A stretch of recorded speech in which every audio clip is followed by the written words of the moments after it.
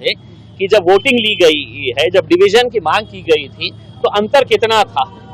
सिर्फ 50 खासदार इधर थे तो आपने पूरा का कानून है तो वहां पर ले लिया था करके।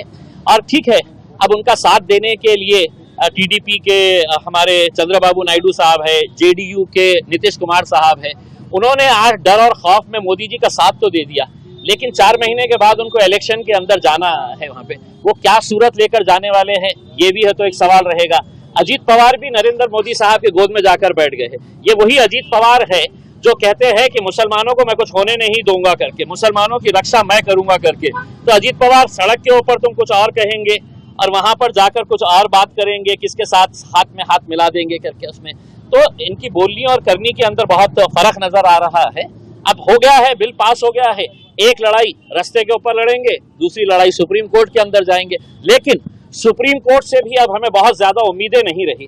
अगर वहां पर अच्छे ईमानदार अगर जज बैठे हैं और वो सुन रहे हैं तो इंसाफ की उम्मीद है। अगर वो जज बैठा है जो रिटायरमेंट के बाद जिसे NHRC national human rights commission का चेयरमैन बनना है या उसे राज्यसभा की सीट चाहिए, तो इंसाफ वहां पे भी नहीं मिलने वाला है। और अभी मोदी जी के कार्यकाल के अंदर ऐसे बहुत सारे सुप्रीम कोर्ट के जजेस हैं जो रिटायरमेंट होते ही मोदी जी के पास जाके बैठ जा रहे हैं, अच्छी अच्छी पोस्ट ले रहे हैं और अपना काम चला रहे हैं। बताइए, बिल पास होने की वजह से मुस्लिमों पे क्या अन्याय हुआ?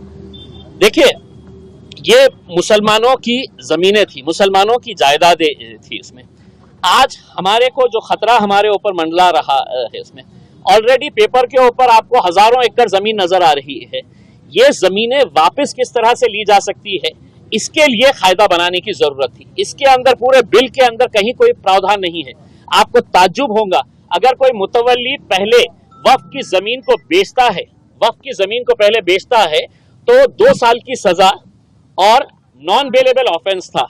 अमित शाह जी ने इतने खुश हो गए हैं कि चलो मैं मुसलमानों को तो ये, लेकिन मेरी इनकी जमीनें जो बेच रहा है, तो 2 साल की सजा कम करके उसको 6 महीने कर दिए हैं और जो नॉन बेलेबल ऑफेंस था उसको बेलेबल ऑफेंस कर डाले है। तो यानी कि आप इससे समझिए, अगर आपको सही मानों में मुसलमानों की अगर मदद करना था तो आपने इस कानून को सख्त बनाना था। आपने पूरे मुतवल्लियों को, पूरे जितने भी बोर्ड के मेंबर धांधलियां किए हैं, उनको कड़ी से कड़ी सजा कैसी मिल सकती है, हम उसका सपोर्ट करे होते। लेकिन आपने उसको ना करते हुए उनको ये कहा है कि भैया अब तुम बेचो, जो भी बेचने का है, 6 महीने रहेंगे ज्यादा से ज्यादा बाहर निकल जाने का। और करोड़ों रुपये की जमीन है, आप नासिक की जमीन ले लीजिएगा, आप औरंगाबाद की पूरी जालना रोड ले लीजिएगा, उसमें ये पूरा कैलाश पेट्रोल पंप, ये वो जितना भी है, ये किसकी जमीन के ऊपर है? नारेगांव के अंदर 80 एकड़ जमीन है, पूरी की पूरी जमीन है, तो आपने विवादास्पद कर दी है। अब कलेक्टर साहब बैठेंगे और बोलेंगे कि नहीं ये सरकारी जमीन है करके, और कलेक्टर साहब कैसा बोलेंगे? या तो देवेंद्र फडणवीस फोन करेंगे, ये जगह आपली आहे बोल, आणि त्यांना लढू द्या सुप्रीम कोर्टामध्ये, हायकोर्टामध्ये।